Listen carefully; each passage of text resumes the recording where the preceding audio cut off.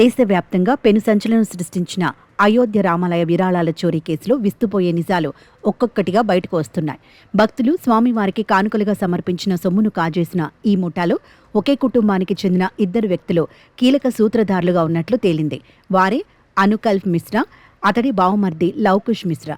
ఈ కేసులో పోలీసులు ఇప్పటి వరకు 8 మందిని అరెస్ట్ చేయగా అనుకల్ప్ మిశ్రాని ఈ మొత్తం దందాకు మాస్టర్ మైండ్గా వ్యవహరించినట్లు పోలీసులు గుర్తించారు.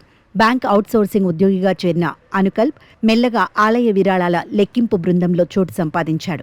ఆ తర్వాత తన బావమర్దిని కూడా అదే టీంలోకి తీసుకొచ్చి ఇద్దరూ కలిసి స్వామివారి హుండీ సొమ్ముకు కన్నం వేయడం మొదలుపెట్టారు.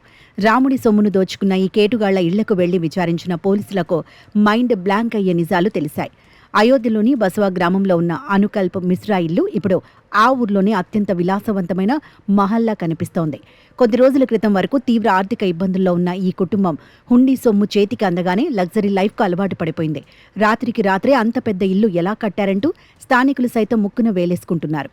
అంతేకాదు, గతంలో అనుకల్ప్ మిశ్రా గురించి స్థానికులు ఎవరూ పెద్దగా మంచిగా చెప్పేవారు కాదు. అనుకల్ప్ ఏప్రిల్ 30న తన సొంత గ్రామంలో ఏకంగా 7 రోజుల పాటు అత్యంత భారీ ఎత్తున ఒక ఆధ్యాత్మిక ప్రవచన కార్యక్రమాన్ని నిర్వహించాడు. దేశంలోనే పేరుగాంచిన ప్రవచనకర్తను పిలిపించి చేసిన ఈ వేడుకకు రామమందిర ట్రస్ట్ మాజీ జనరల్ సెక్రటరీ చెంపత్ రాయ్ లాంటి వీఐపీలు హాజరయ్యారు.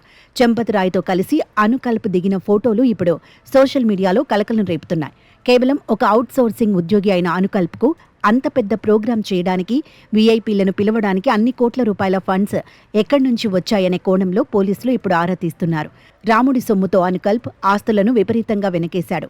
అయోధ్య నగరంలో గతేడాది దాదాపు 65 లక్షల రూపాయల విలువైన ఇల్లు కొనడమే కాకుండా గ్రామ శివార్లలో ఒక పెద్ద ఫామ్ హౌస్ను కూడా నిర్మించాడు. ఇప్పటికే ఒక సొంత వాహనం ఉన్నప్పటికీ కొత్తగా స్కార్పియో లగ్జరీ ఎస్యూవీ కార్ను బుక్ చేసే పనిలో ఉన్నట్లు స్థానికులు చెబుతున్నారు. మరోవైపు అతని బావమరిది లవకుష్ మిశ్రా సైతం అద్దె ఇంట్లో ఉంటూనే రాత్రికి రాత్రే ₹1,00,000కు పైగా విలువైన కొత్త మోటార్ సైకిల్ కొనుగోలు చేశాడు. ప్రస్తుతం అరెస్టైన 8 మంది ఆస్తులన్నింటినీ జప్తు చేసి మనీ ట్రైల్ ఆధారాలను సేకరించే పనిలో పోలీసులు నిమగ్నమయ్యారు.